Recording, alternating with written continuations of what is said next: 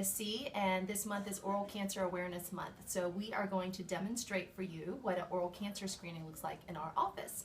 And to help me today, I have Robin and Randy, my hygienist.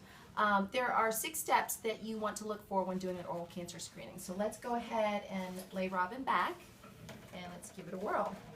Now typically in our office, when we do this, we will have the light on, nice and bright, so that we can see.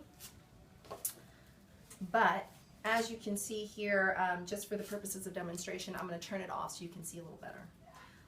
But the 6 steps are pretty simple, and let me get my glove on and we'll get started.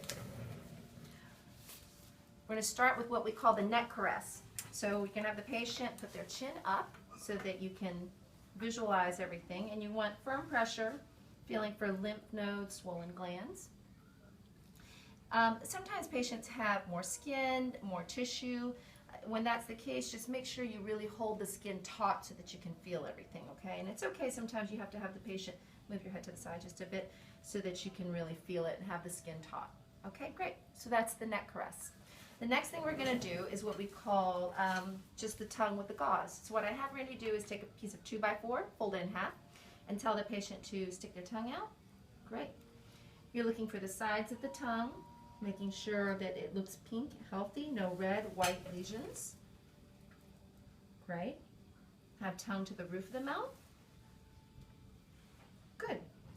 The next thing we're going to do is the lip and cheek roll. Just put a finger in here on the exterior and in the interior, and you're just rolling, making sure, again, you don't feel any lumps and bumps. Okay? Doing the same thing on this side. Good. All right. And then we're going to do the 2-digit probe. We're going to put a finger inside the floor of the mouth, finger down here, and you're just feeling, making sure, again, you don't feel any lumps or bumps. Great. And then we're going to do what's called the palate tickle. You're going to feel the palate, visualize it. Does that tickle? Sometimes patients have a strong gag reflex, so just be careful. Tell them what you're going to do before you do it. And then lastly, we're going to look at the tonsils and say ah for me. Ah. Good. And you're looking for symmetry, making sure that one side's not more swollen, red. So that completes the visual oral cancer screening. Now we do have an adjunctive tool called a Bell Scope, which is the first and only FDA-approved oral cancer screening device. And with this, we usually, for added effect, turn off the light. Sometimes it helps a little better. Let the patients wear protective lenses. Okay. And we kind of repeat what we just did on the soft tissues. So again, looking around at the cheeks, all the vestibules. Good. And I'm going to have you stick your tongue out.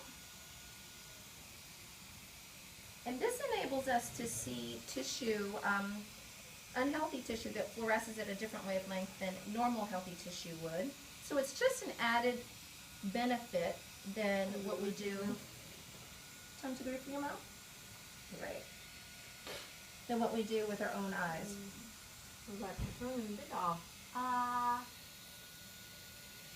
Great. And that is it. So do yourself a favor, everybody, go out to your dentist and make sure you're getting an oral cancer screening because it can save a life.